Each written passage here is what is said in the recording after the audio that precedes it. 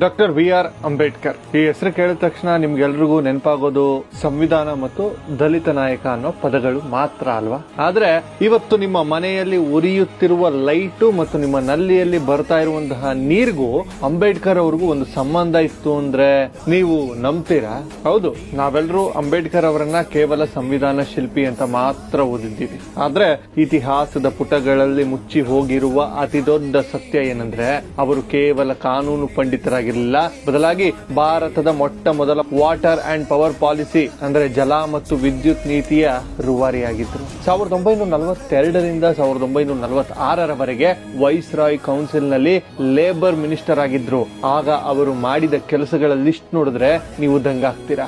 ಭಾರತದಲ್ಲಿ ಪ್ರವಾಹ ನಿಯಂತ್ರಣ ಮತ್ತು ನೀರಾವರಿಗಾಗಿ ಸೆಂಟ್ರಲ್ ವಾಟರ್ ಕಮಿಷನ್ ಸ್ಥಾಪನೆ ಮಾಡಿದ್ದು ಇದೇ ಅಂಬೇಡ್ಕರ್. ಅಷ್ಟೇ ಅಲ್ಲ, ಭಾರತದ ಅತಿ ಉದ್ದದ ಅಣೆಕಟ್ಟು Hirakud dam, Damodar valley project ಮತ್ತು ಸೋನ್ ನದಿ ಪ್ರಾಜೆಕ್ಟ್ ಗಳ ಬ್ಲೂ ಪ್ರಿಂಟ್ ರೆಡಿ ಮಾಡಿದ್ದೆ ಈ ಮಹಾನ್ ಅರ್ಥಶಾಸ್ತ್ರಜ್ಞ. ಇವತ್ತು ನಾವು ಹೆಮ್ಮೆಯಿಂದ ಮಾತಾಡೋ ಭಾರತದ ನ್ಯಾಷನಲ್ ಪವರ್ ಗ್ರಿಡ್ ಸಿಸ್ಟಮ್ ನ ಕಲ್ಪನೆ ಹುಟ್ಟಿಸಿದ್ದೆ ಅಂಬೇಡ್ಕರ್.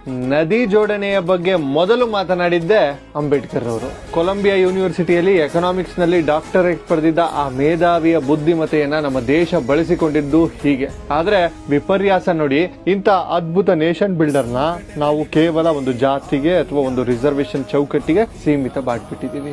ಅಂಬೇಡ್ಕರ್ ಬರೀ ದಲಿತರ ನಾಯಕರಲ್ಲ, ಇಡೀ ಭಾರತದ ಅಭಿವೃದ್ಧಿಯ ರೂವಾರಿ. ಈ ಇಂಟ್ರೆಸ್ಟಿಂಗ್ ವಿಚಾರ ನಮ್ಮ ಇತಿಹಾಸದ ಪುಸ್ತಕಗಳಲ್ಲಿ ಯಾಕಿಲ್ಲ ಅನ್ನೋದು ನನ್ನ ಪ್ರಶ್ನೆ. ಅಂಬೇಡ್ಕರ್ ಅವರ ಈ ಮುಚ್ಚಿ ಹೋದ ಇತಿಹಾಸ ಪ್ರತಿಯೊಬ್ಬರಿಗೂ ತಿಳಿಬೇಕು. ಈ ವಿಡಿಯೋನ ಪ್ರತಿಯೊಬ್ಬ ಭಾರತೀಯನಿಗೂ ಶೇರ್ ಮಾಡಿ. ಜೈ ಭೀಮ್, ಜೈ ಹಿಂದ್, ಎಲ್ರಿಗೂ ಒಳ್ಳೆಯದಾಗ್ಲಿ. ನಮಸ್ಕಾರ.